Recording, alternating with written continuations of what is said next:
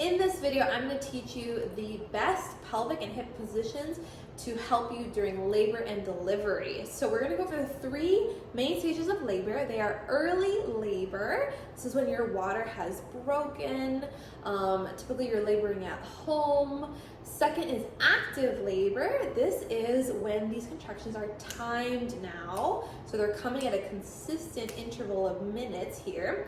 And then lastly, we have transition, which is our third stage of labor. And this is when you're actually pushing baby out so they can come our side. So for our first stage of labor, early labor, we want to think about hip external rotation. So in this way, we want to think about our knees and our feet rotating away from each other, rotating out. So if we think about our femurs here, our thigh bones inside and they connect to our pelvis, we want to think about rotating everything away from each other.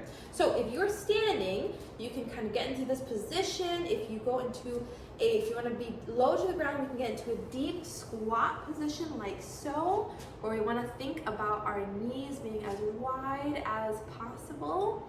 So this is something, if you have your partner with you, you can wrap your hands around their waist and you can just kind of shift from side to side like so. So if you are back in standing, you're going to want to get into this position, etc. And I just showed you the deep squat.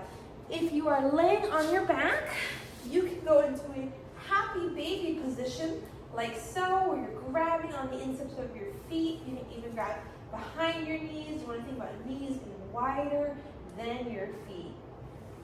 If you are on your side, what you want to do on your side is, if you're not too fatigued, or if your partner can help you want to think about knee being wide open like so, or even being kind of brought up towards your side, but knee being wider than the foot here.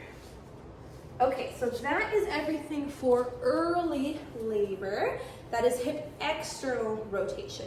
Next, we go into active labor. So this is when contractions are more timed, they're very consistent.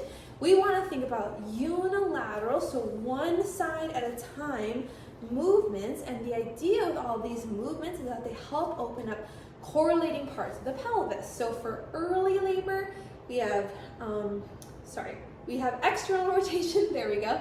That helps open up the pelvic inlet. And then for active labor, that unilateral movement, one leg at a time, that helps open up mid-pelvis as the head starts to rotate down through. And then lastly, we'll talk about transition, which will help open up pelvic outlet, which is where the vagina is, to help push the baby out. So back to active labor, contractions are timed and consistent. We want to think about that single leg movement. Okay, so if you're standing, you can kind of pull one leg up towards your chest here. You can even go into a little bit of a lunge here, each side. You could do even a little bit of a side lunge, like so. Obviously, you can hold on to your partner. They can hold on to you for balance so that you don't lose your balance and fall. If you have just arrived at the hospital, if you're giving birth in the hospital, you can do the curb walking, which is when, I'll show you here, this is not necessarily a curb, but I'll show you, let's pretend this was a raised surface right here. So you think about you're walking up on the curb and then down on with the other foot, up on the curb, down. That's gonna help that like uneven movement there, help that baby kind of shift and rotate down through your mid-pelvis.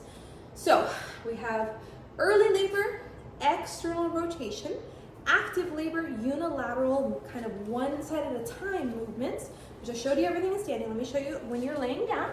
So if you're laying down, you can think about one knee to chest, back down, other knee to chest.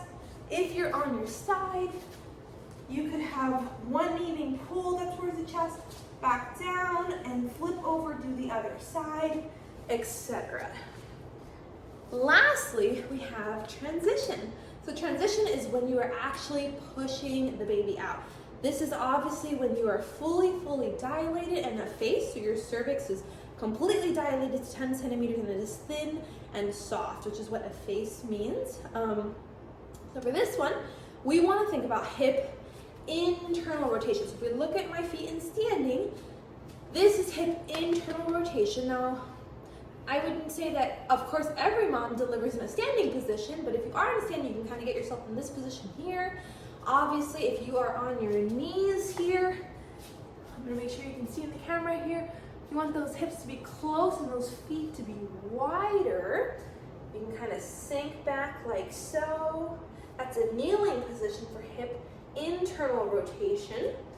If you are on your back, this is where a partner would come into play. You have those feet up, but the knees are now more narrow and those feet are way, way out, like so. And then lastly, if you're on your side, you would want to think about that knee being up, but then that foot being way up in the air, that knee driving down to hit internal rotation of the femur, because what that's going to do is help open up the pelvic outlet to help the baby come through. Okay, so just to recap one more time here, we have early labor, external rotation, we have active labor, which is unilateral movements here, one side at a time, moving lunges, side lunges, curb walking, etc. And then for transition, we have hip internal rotation, which you can do in kneeling, you can do in hands and knees, you can do also on your back or even on your side.